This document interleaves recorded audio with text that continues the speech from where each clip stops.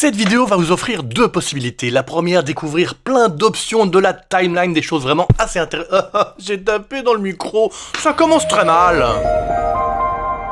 Je disais donc deux options. Petit 1, découvrir les options de la timeline. Petit 2, vous moquer de ma chemise ou la trouver absolument merveilleuse. Pour ça, vous pouvez vous déchaîner dans les commentaires. Je comprends qu'il peut y avoir débat. Je comprends. En tout cas, bienvenue sur Joli Pixel, la chaîne de la post-production en général et de DaVinci Resolve en particulier. On passe dans DaVinci Resolve. Oh, mais quelle belle interface. Cette interface, on peut un petit peu la moduler, particulièrement la partie timeline, c'est ce dont on va parler aujourd'hui. Je suis ici dans la version 19, qui est assez différente en ces termes par rapport à la version 18. C'est encore la bêta 4, elle va peut-être encore changer. En tout cas, je vais vous montrer à l'heure actuelle du jour d'aujourd'hui comment ça se passe. Alors, dans cette timeline, voici ici le petit bouton qui dit, il dit que c'est la timeline View Option, donc les options de vue de la timeline. On clique dessus et voyons un petit peu toutes ces différentes possibilités. Le premier ici, c'est de faire un display des stacked timelines, donc de montrer le... Je vais pas chercher des mots, je vais vous montrer ce que ça fait. Clic, j'appuie, et voyez que ici, au lieu d'avoir une seule timeline disponible, j'ai plusieurs onglets qui permettent de passer d'une timeline à l'autre. Ça, c'est quand même assez pratique. Donc, voilà l'avant. On n'a donc qu'une seule timeline. Et si je veux changer de timeline, je suis obligé ici d'aller dans mon media pool et de cliquer pour changer de timeline. Mais donc, c'est un peu plus compliqué de passer d'une timeline à l'autre. Moi, c'est vrai que, honnêtement, j'utilise quasiment tout le temps le stack timeline. Je trouve ça très pratique de l'avoir juste ici. C'est très pratique, sauf pour une chose. Il y a une chose qui m'énerve très fort, c'est que vous savez peut-être que dans DaVinci Resolve, si on veut déplacer sa timeline à un autre endroit, plutôt que de faire donc comme dans Final Cut Pro où on peut cliquer dans n'importe quel endroit vide et directement ça positionne la tête de lecture à cet endroit, ce qui est vraiment super, ça fait vraiment chier que DaVinci Resolve n'ait toujours pas pris ce truc-là. Non, on peut pas cliquer à un endroit vide, on est obligé de cliquer ici, dans cette partie-là. Donc c'est quand même beaucoup moins pratique et rapide que de le faire directement là. Donc s'il vous plaît, DaVinci Resolve, si tu m'écoutes, monsieur DaVinci, essaie de changer ça, ce serait tellement mieux, quoi. Ça fait partie de toutes ces petites choses qui rendraient DaVinci Resolve nettement mieux encore. Mais donc, je vous disais, comme on est obligé d'aller cliquer ici, il y a des fois, par exemple, je sais pas, je suis dans la timeline 2, je vais aller cliquer à cet endroit-là, et je clique un peu plus haut, et du coup, j'ai changé de timeline. Ah, c'est con, mais ça m'énerve. C'est le seul côté négatif, je trouve, au stacked timeline, sinon, honnêtement, je trouve que c'est vraiment une bonne option. Ensuite, on a ici le Display Subtitle Tracks, donc c'est assez simple, ça va simplement montrer votre piste de sous-titres. Voilà, j'ai des sous-titres dans cette vidéo, donc ici, je retrouve ma piste de sous-titres. Si vous n'avez pas besoin de la voir pour l'instant, vous savez où elle est, c'est ici, et vous la retirez. Ensuite, on a la possibilité de montrer ou pas le audio waveform, donc la forme d'onde. Donc ceci, l'audio waveform, honnêtement, il y en a quasiment toujours besoin, parce que c'est très pratique pour savoir où est-ce qu'il y a des silences, par exemple. Donc là, je peux très rapidement savoir que là, j'ai un silence, et peut-être marquer un point in, un point out, et ensuite aller retirer cette portion, parce qu'il y a un silence qui m'intéresse pas. Donc c'est quand même très souvent intéressant d'avoir quand même son waveform, ça permet aussi de contrôler le volume, enfin, ça permet plein de choses. Donc dans la plupart des cas, honnêtement, gardez ce waveform. Le seul cas peut-être, c'est peut-être si vous avez vraiment un vieil ordinateur qui rame, etc. Peut-être que vous n'avez pas envie d'en plus lui demander d'avoir affiché le waveform. Peut-être que ça économisera un petit peu votre carte graphique. Donc dans ce cas-là, peut-être, pourquoi pas, ça peut être intéressant de le retirer. Mais honnêtement, dans la plupart des cas, laissez-le. Ensuite, il y a ici le Thumbnail View, donc c'est ce qui va être ici représenté au sein de votre clip pour savoir ce qu'il y a à l'avance de votre clip sans même avoir à le lire. Je m'explique, actuellement, on est en mode thumbnail, ça veut dire que dans ce clip-ci, il va juste indiquer ici une petite vignette au début du clip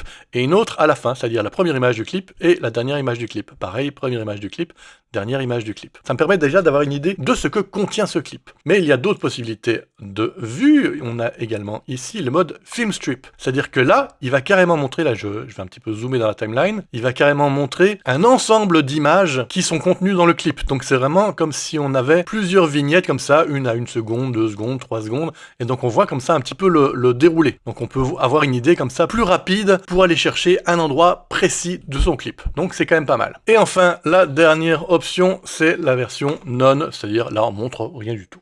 Alors, pourquoi utiliser une option plus que l'autre? Honnêtement, je trouve que celle qui donne le plus d'infos, c'est forcément la film strip, puisqu'on peut donc repérer également un passage précis d'un clip s'il contient beaucoup de changements de type d'image, un changement de décor par exemple, on peut facilement les repérer. Ok, moi je veux le moment où on est dans la map monde, hop, je sais que là il y a la map monde, donc c'est très rapide pour se déplacer. Qu'est-ce qu'il y a de négatif à ça? Peut-être d'une part que quand on a beaucoup de clips et qu'on a fort dézoomé, c'est peut-être un petit peu plus compliqué de savoir où est-ce qu'on passe d'un clip à l'autre puisque tout est rempli, alors que quand on est dans le mode par exemple ici thumbnail, étant donné qu'il n'y a qu'une image au début et à la fin, c'est très facile de repérer le début et la fin. Voilà. C'est un petit plus, mais c'est un plus. L'autre plus, un peu plus important, ça c'est quelque chose que j'ai constaté récemment, c'est que certains types de fichiers mettent beaucoup plus de temps à montrer le film strip. Et donc ça veut dire qu'au fur et à mesure que je vais me déplacer dans ma timeline, il va devoir à chaque fois recalculer un petit peu toutes les vignettes à mettre dans le film strip. Et ça peut prendre un certain temps, et du coup ça peut un petit peu ralentir la timeline. C'est certains types de fichiers. Par exemple, le ProRes, moi j'ai aucun souci, mais récemment j'avais du H264 ou H265, et là il mettait plus de temps à calculer l'intérieur du film strip. Donc ça ralentissait un petit peu, donc ça m'énervait. Donc je me suis remis en mode thumbnail.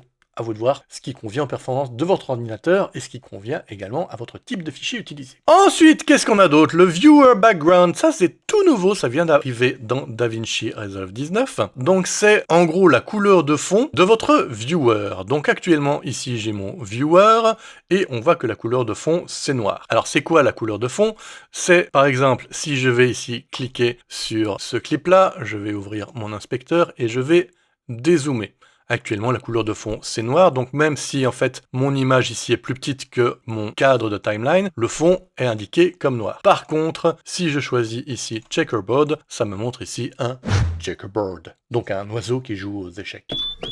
Non. Et on peut également choisir au miracle du gris. Alors à quoi ça sert? Pour ça, il faut d'abord que je vous explique un truc. La première chose, c'est que de manière générale, quand vous allez faire un export, ça va exporter un fond noir. Peu importe ce que vous allez choisir comme viewer background, le fond exporté sera noir. Le seul cas dans lequel c'est intéressant d'avoir ce gris ou ce checkerboard, c'est dans le cas où vous allez faire une exportation avec une couche alpha, donc avec la couche de transparence, auquel cas il n'y aura pas de fond noir puisqu'on demande qu'il y ait de la transparence. Donc tout ce qui n'est pas pris par une image sera du transparent. Donc dans ce cas, effectivement, c'est intéressant d'avoir du gris, non pas parce qu'il va exporter du gris, mais parce que au moment où je travaille actuellement dans ma timeline, ce qui va m'intéresser, c'est de savoir qu'est-ce qui va être transparent et qu'est-ce qui ne va pas être transparent. Donc là, par exemple, ça me permet de savoir que, tiens, tout ça, ça va être transparent. Alors que si j'avais mis noir, je sais pas exactement si ça, c'est vraiment du noir qui est compris dans l'image, ou si c'est juste mon fond noir. Le noir, c'est noir, et il n'y a plus d'espoir. Alors que si je mets, par exemple, checkerboard, qui indique souvent quand même la couche de transparence, donc je sais que tout ceci sera du transparent, et je sais également aussi que, tiens, là j'ai des bords noirs, et peut-être que je veux pas de ces bords noirs, du coup ça m'a donné cette indication, et je saurais que peut-être je vais devoir aller dans crop pour vraiment cropper mes bords noirs, parce que peut-être que je veux uniquement ici mon image et pas de bords. Donc c'est plutôt pas mal qu'ils aient rajouté ça. Par contre, au mystère, pourquoi vous avez mis ça dans les timeline view options? Ça n'a rien à voir avec la timeline, c'est une option du viewer, c'est pas une option de la timeline, c'est une option du viewer. Donc ça aurait dû être ici. Ça n'a pas de sens. Donc j'espère qu'ils vont se rendre compte qu'ils ont fait une petite erreur d'organisation et qu'ils vont changer ça d'ici la sortie de DaVinci Resolve 19. L'avenir nous le dira. Parce que le passé ne peut pas nous le dire. Et le présent ne nous le dit pas. Donc on doit se rabattre sur l'avenir. Ouais. Ensuite, qu'est-ce qu'on a d'autre? Ah, ça c'est tellement bien. Ils ont ajouté ici le principe de la tête de lecture fixe. Donc actuellement, je vais pas choisir cette option. Actuellement, si je place ma tête de lecture ici et que je lance la lecture, c'est donc ici ma tête de lecture qui se déplace dans la timeline. Et alors ça va être un petit peu embêtant dans certains cas, par exemple ici, je vais un peu zoomer dans ma timeline. Ici ma tête de lecture va avancer, et mettons que par exemple ici, je vais vouloir allonger un petit peu ce clip-là. Je vais donc ici choisir cet outil, allonger un petit peu, et là je vois plus où j'allonge, et donc du coup, dès que j'arrive au bord aussi, d'un coup il accélère très fort, donc c'est vraiment pas pratique du tout, et donc ça va se passer à chaque fois que votre tête de lecture elle va arriver là. D'une part vous savez pas exactement ce qu'il y a après, mais en plus le fait de faire un roll edit, ça va vraiment augmenter la tête de lecture parce qu'on est au bord. Ah, c'est très embêtant. Et c'est là que arrive la Fixed Playhead, et donc là qu'est-ce qui se passe? Ce n'est plus votre tête de lecture qui se déplace, c'est la timeline qui se déplace, et c'est tellement mieux parce que ça veut dire qu'à chaque fois, l'image que je vois dans mon viewer, c'est l'image qui est ici au milieu de ma timeline, et c'est beaucoup plus facile à lire.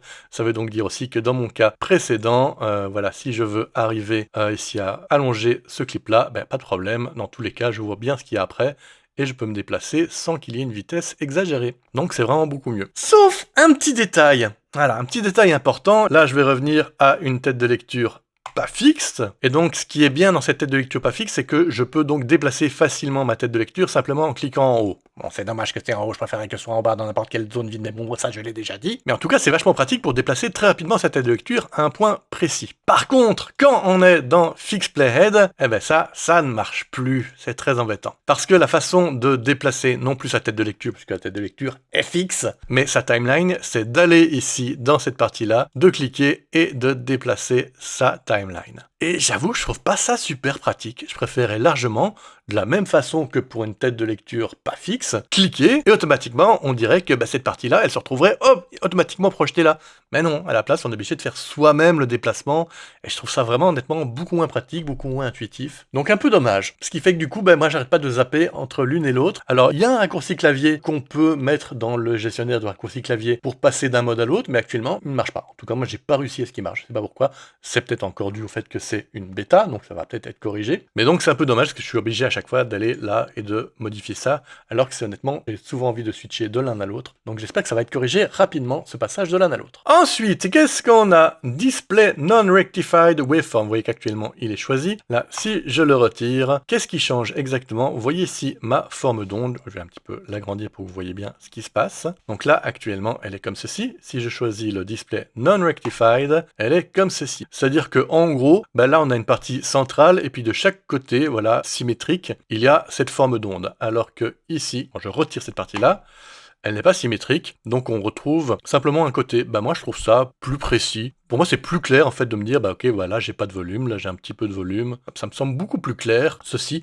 je vois en fait pas spécialement d'intérêt. Si vous en avez un, honnêtement, dites-le moi en commentaire. Mais je vois pas vraiment d'intérêt à avoir cette version en symétrie. Je vois pas ce que ça m'apporte. Si vous savez à quoi ça peut servir, n'hésitez pas à me le mettre en commentaire. Moi je suis aussi là pour apprendre des trucs de temps en temps. Alors bref, moi je le laisse toujours comme ceci. Autre réglage par rapport au waveform, c'est d'indiquer le full waveform ou pas. Alors full waveform, qu'est-ce que ça va faire? Simplement, ça va baisser le waveform en dessous du titre. On voit ici que quand je suis en pas full waveform, je vois mon titre en bas du clip et le waveform qui est juste au-dessus. Et donc si je choisis display le full waveform, il va se mettre au-dessus du titre. Du coup, mon titre de clip, il est moins visible.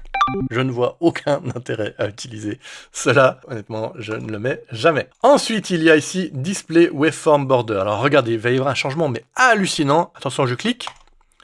Vous avez vu la différence? C'est dingue, hein? Non, moi non plus, il n'y a quasiment aucune différence. Je vais quand même zoomer un maximum pour vous montrer la différence. Ici, ça met un tout petit liseré noir autour de la forme d'onde. Mais alors vraiment un truc minuscule, regardez. Là, je retire le liseré, et là, je remets le liseré.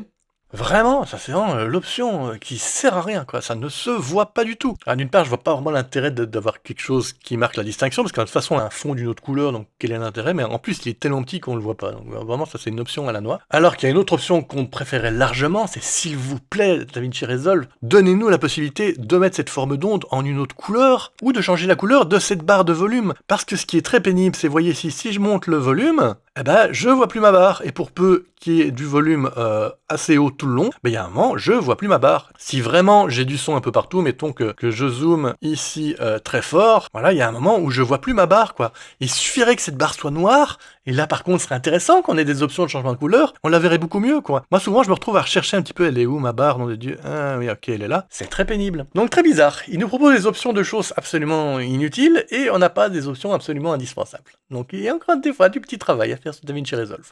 Ensuite, qu'est-ce qu'on a d'autre comme option? La hauteur de la piste vidéo, et ici la hauteur de la piste audio. Je ne m'en sers jamais, parce qu'il y a beaucoup plus rapide. Je vais vous montrer, je ne sais pas pourquoi je chante, mais je le fais quand même. Beaucoup plus rapide, c'est, vous allez simplement ici, dans la partie vidéo, non pas dans la partie audio, je vais cliquer sur Shift, et en même temps, je vais rouler ma roulette de souris, et boum, ça zoome et dézoome. Et pareil, si ma souris est en bas, ça zoome ou dézoome l'ensemble de mes pistes audio. Est-ce que c'est pas beaucoup plus rapide que d'aller ici cliquer et de modifier avec un slider? La réponse est oui, c'est beaucoup plus rapide que d'aller cliquer ici et de changer avec un Slider. Est-ce que vous êtes abonné? Non? Ah bah, abonnez-vous. Est-ce que vous avez déjà laissé un commentaire hyper sympa? Ça fait pas un petit temps que vous regardez mes vidéos et que vous vous êtes dit, tiens, j'ai jamais mis de commentaire, je suis peut-être pas sympa, puis vous dormez pas bien, vous avez pas une bonne image de vous-même? Bah, c'est venu le temps de mettre un petit commentaire sympa, putain, le forceur, quoi. Et puis si vous voulez me dire vraiment un grand merci, bah, sachez qu'il y a un petit bouton merci qui vous permet de me donner un petit peu de sous pour encourager moi-même à continuer cette chaîne. Voilà. Là-dessus, je vous souhaite une excellente journée pleine de youpi youpi et de tralala. Ciao!